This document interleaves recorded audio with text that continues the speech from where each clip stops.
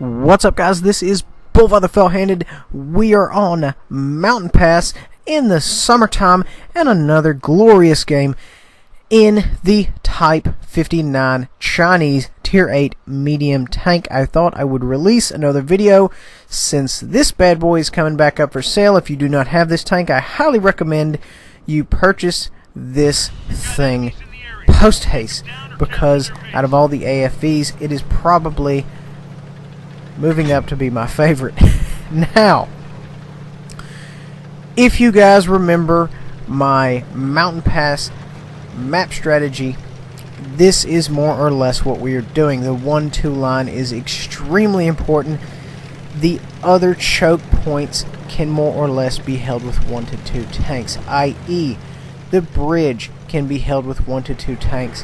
The left flank right over there about A5 can be held with one good strong hold down TD or what have you at the end of that. Thus, the most important part to push in this map is the 1 and 2 line. You may have a scout or two scope the middle, that way everyone moving to that area can get some shots in, such as what we are doing right now. So just keep that in mind. That's your overall play. Of course, you know, it doesn't necessarily mean when you have to get there. In other words, you know, you never want to miss shots. Even if you're on the way to somewhere important, you always want to take shots of opportunity. And you know, guys, one of the worst things you can do in this game is get tunnel vision. You know, somebody shot you and you felt like it should have bounced, and you get angry and you're like, I'm going to get this guy. Get that out of your head right now, because you're going to be so focused on this one guy that you're going to let other shots pass you by. I've seen it a lot. People have tunnel visioned me in the past, and they're just getting lit up by the rest of the enemy team just to, you know, get that one shot at me. So just keep that in mind, guys, that tunnel vision doesn't really do anyone any good, specifically you. Moving on. Now, we are pushing, in fact, the 1-2 line, and I have kind of decided to split off. They've got a clicker, so I'm very concerned if I post up in the normal spot there at the end of the 1-2 line, say J1, J2, I will take artillery fire. And there's no guessing about it. It's a fact. I will, in fact, take artillery fire. I just know it.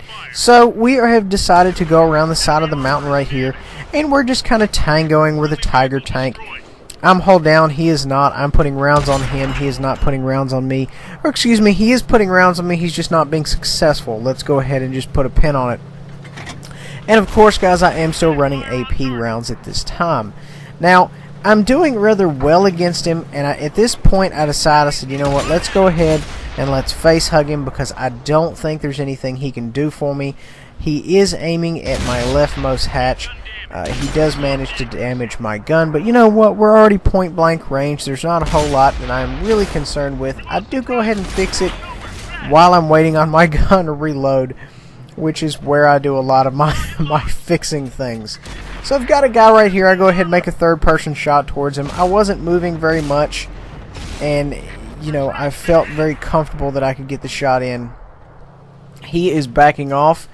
He bounced a couple of rounds on me and pinned me once, but you know, as an autoloader, he's not having a lot of good luck. He must have the small gun, or else this tank is awesome. I can't really tell. At any rate, you know, sometimes, guys, this armor on this tank, not even the turret armor, just we're talking about the hull armor, can occasionally be very troll. You never want to auto-lock Russian mediums, and I consider this tank a Russian medium. Aside from the headliner, everything else is most certainly Russian. So my thing is you know, the Russian tanks, auto-locking them pretty much goes for the highest point of the upper front glacis and the lowest part of the turret. Just a risky, a very dicey position to try to bounce or try to penetrate. So anyway, guys, you know, just be aware of that. You don't want to auto-lock these tanks. Now, guys, I'm just kind of wiggling my turret. I'm shooting for his upper front plate, but I'm going for the machine gun port. I am running APCR at this time. And guys, whenever you're in a face hug situation, you definitely want to do that. You want to put your best foot forward. This guy, some reason, has given me his side. I'm going to make him pay for it. I put another one in him right there. And I'm kind of afraid that he's just going to sneak around in me, and that's going to be it. But you know what? We finish him off. Hoorah for the Chinese Type 59. I have the butt cheeks here of another guy. We go ahead and put a round in him, finish him off. I still am currently running APCR.